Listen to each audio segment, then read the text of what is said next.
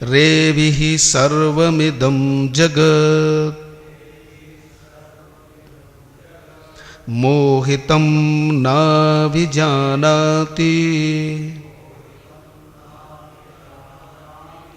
मामेभ्यः परमव्ययम्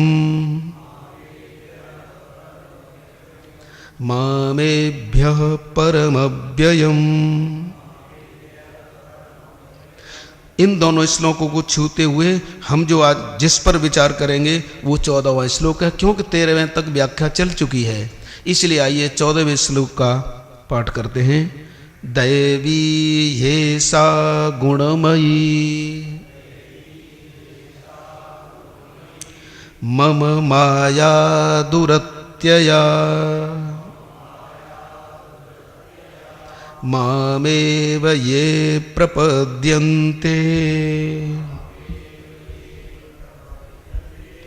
मायामेतां तरन्ति ते मामेव ये प्रपद्यन्ते मायामेतां तरन्ति ते।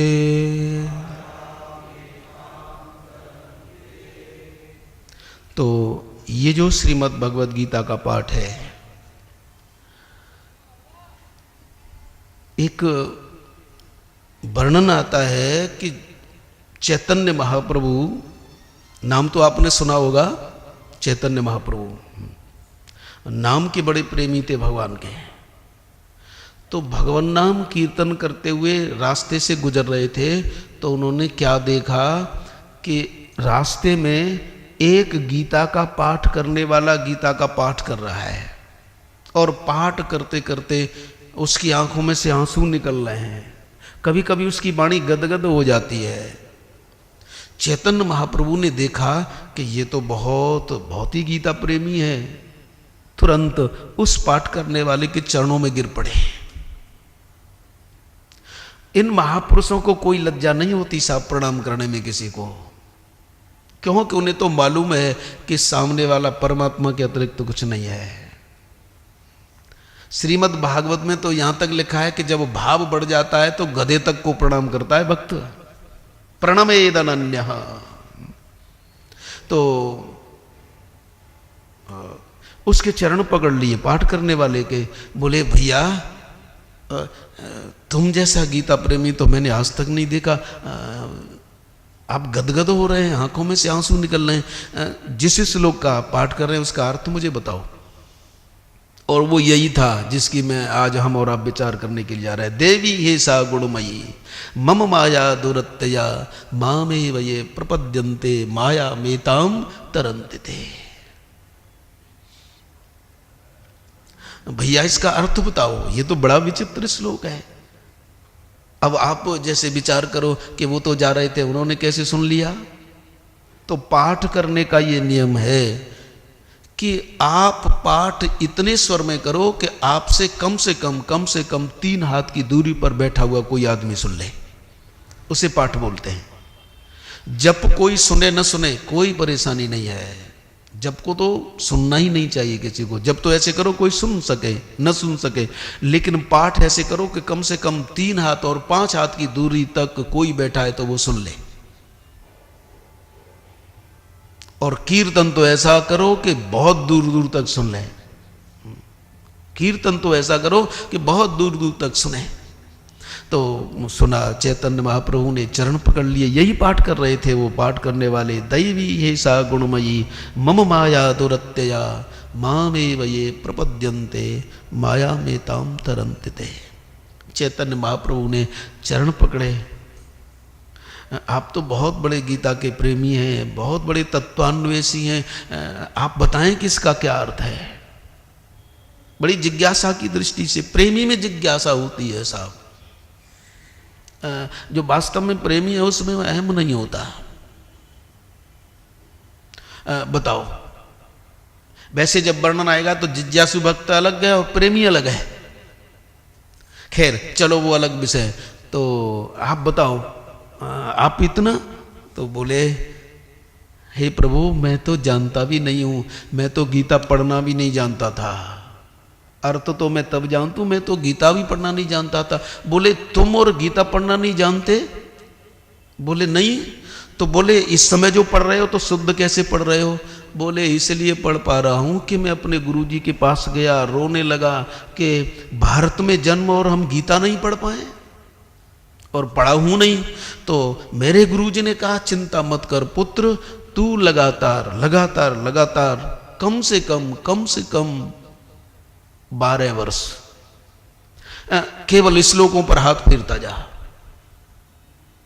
और एक दिन गीता की कृपा होगी कि तू बिना पढ़ा का गीता बोलेगा। तो मैं बोलने लगा हूं लेकिन अर्थ कुछ नहीं जानता। बोले अर्थ कुछ भी नहीं जानता? बोले हां। तो फिर तुम्हारी आंखों में से ये आंसू कैसे निकल रहे हैं? बोले आंसू इसलिए निकल रहे हैं कि जब जब मैं जिस श्लोक को पढ़ता हूँ, उसका पाठ करता हूँ, तो मेरे अंदर ध्यान आता है उस कन्हैया का कि जब मैं ऐसे बोल रहा हूँ तो मेरी जीभ ऊपर उठ रही है तो मेरे प्रभु की भी जीभ उठती होगी, नीचे गिर रही है तो उठती होगी, तो ऐसे प्रभु मेरे बोलते होंगे, जीभ ऊपर नीचे होती होगी। तो उस ध्यान का आनंद लेकर के मेरे आंखों में से आंसू निकल रहे हैं और मैं इसका अर्थ नहीं जानता। तो चैतन्य महाप्रभु ने कहा कि अर्थ तो तुम ही जानते हो, हम तो वैसे ही हैं, अर्थ को तो तुम ही जानते हो, तो कोई चिंता की बात नहीं है। आप नहीं पढ़ना जानते, कोई बात नहीं, सुनो। वैसे ये नियम है कि 12 वर्ष में साधना सफल हो जाती है। मूकम करोति वाचालम पंगुम लंघयते गिरिम यत् कृपा तमहम वंदे परमानंद माधवम। आप हाथ भी फेरे तो ग्रंथ का स्पर्श है, आपको बहुत बड़ा आशीर्वाद देगा। खैर इतना समय नहीं है तो सुनो। आइए विचार करते हैं। तो कहने का तात्पर्य है कि यहां तो आना ही बहुत अच्छा है, गीता का आश्रय ही बहुत अच्छा है। अरे सांप कहाँ बैन का जो स्वर निकलता है उसका कोई अर्थ जानता है? सांप जब सपेरा बैन बजाता है, बहेलिया जब कोई बीणा बजाता है, तो क्या हिरन उसके अर्थ को समझता है? लेकिन हिरन मस्त हो जाता है, सांप मस्त हो जाता है। ऐसे ये दिव्य संगीत है, साहब भगवान का गाया हो गीत है, ये ध्यान करो। तो आइए अब विचार करते हैं। बोलो गीता माता की। तो 12वें और 13वें श्लोक में भगवान ने ये बताया, अर्जुन ये चैव सात्विका भावा राजसास तामसास ये मत एव, यानी जितने भी राजस भाव, हम आप कोई भी हो इस सृष्टि में, हम आप कोई भी हो, ब्रह्मा तक इन 3 भावों के ही भीतर हैं सब। इन गुणों के जो भाव हैं, भाव माने यहां अर्थ है विकार, गुण लिखा है, गुण के बाद भाव लिखा, तो भाव का मतलब है विकार, यानी गुणों के जो विकार हैं। हे अर्जुन ये चैव सात्विका भावा, यानी सात्विक जो गुण है, 3 गुण होते हैं ना, सतोगुण, रजोगुण और तमोगुण। ये क्या है? 3 गुण।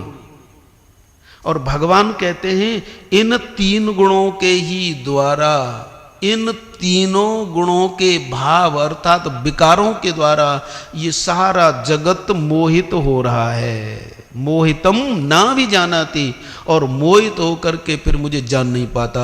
लेकिन जो सात्विक भाव हैं, राजस भाव हैं, तामस भाव हैं, अर्थात सतोगुण, रजोगुण और तमोगुण, इनके जो विकार हैं। अब रजोगुण का विकार क्या है? कि कोई अच्छी बात सुनी कि मुकदमा जीत गए तो हर्ष, हर्ष आदि जो भाव हैं, जो विकार हैं, ये रजोगुण के हैं। ध्यान देना, ये किसके हैं? रजोगुण के। फूल गए साहब, अब हम जीत गए।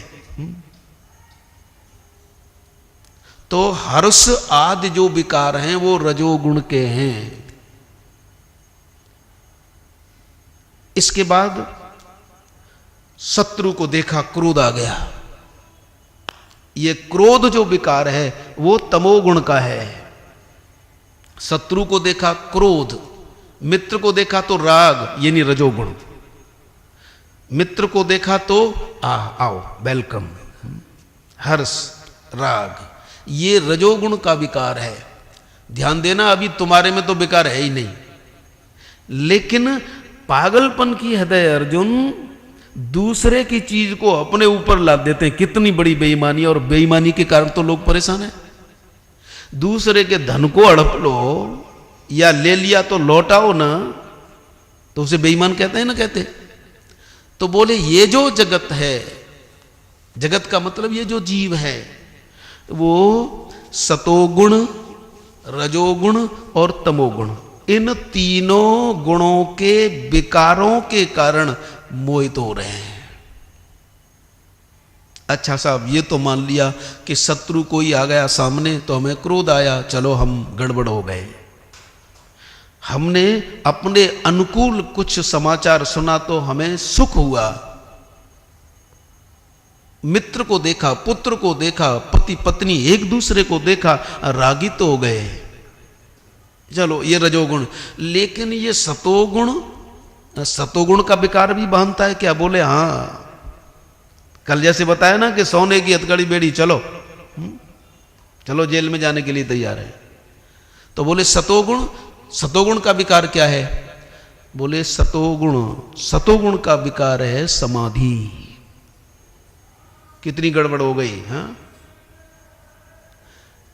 अरे ऐसा चौपट किया है इस नटखट ने कि महाराज न तो हम ते सुते में।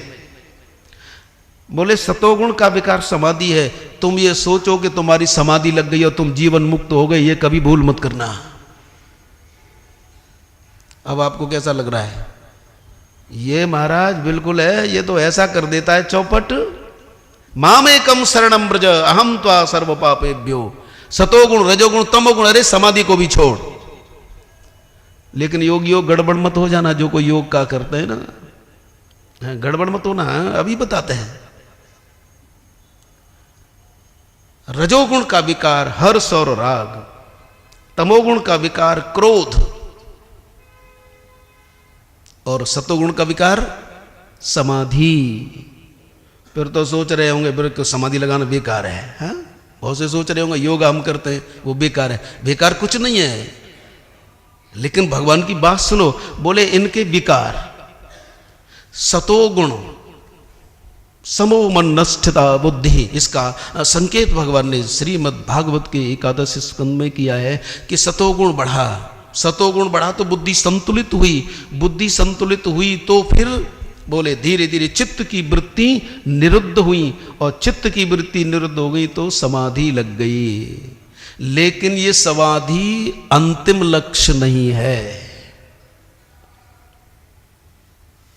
समाधि अंतिम लक्ष्य नहीं है। क्यों नहीं है लक्ष्य? क्योंकि रजोगुण के विकार क्रोध में, क्रोध करने वाला कर्ता स्पष्ट है। ध्यान देना, क्रोध में यानी तमोगुण के विकार क्रोध में, क्रोध करने वाला कर्ता स्पष्ट है। तया चिमटी इधर उधर फेंक दिए सब साहब। जब क्रोध आया, इधर बेलना, इधर परात, इधर जो कुछ जो भी है साहब, जो कुछ है क्रोध में स्पष्ट करता है। और रजोगुण में बड़ा समाचार सुना सा नाचने लगे हर्ष से। हाँ, आज मेरे यार की शादी है, ये रजोगुण है। तो तमोगुण में करता स्पष्ट, रजोगुण में करता स्पष्ट, लेकिन सतोगुण में समाधि लग गई तो वहां बताओ कोई करता है कि नहीं है? करता वहां है, सूक्ष्म करता है। और जब तक करता रहेगा तब तक जीवन मरण से छुटकारा हो ही नहीं सकता। हां, इतना है कि उसे समाधि का सुख मिलेगा। लेकिन वहां पतंजलि महाराज कहते हैं योग दर्शन में, तदा द्रष्टु स्वरूपे अवस्थानम, तब दृष्टा का अपने स्वरूप में बैठना हो जाता है। लेकिन पतंजलि कह रहे हैं, संकेत कर रहे हैं कि वहां दृष्टा मौजूद है, यानी सूक्ष्म कर्ता मौजूद है। धर्म में प्रत्यक्ष करता है। अब इन कर्ताओं का देख लो,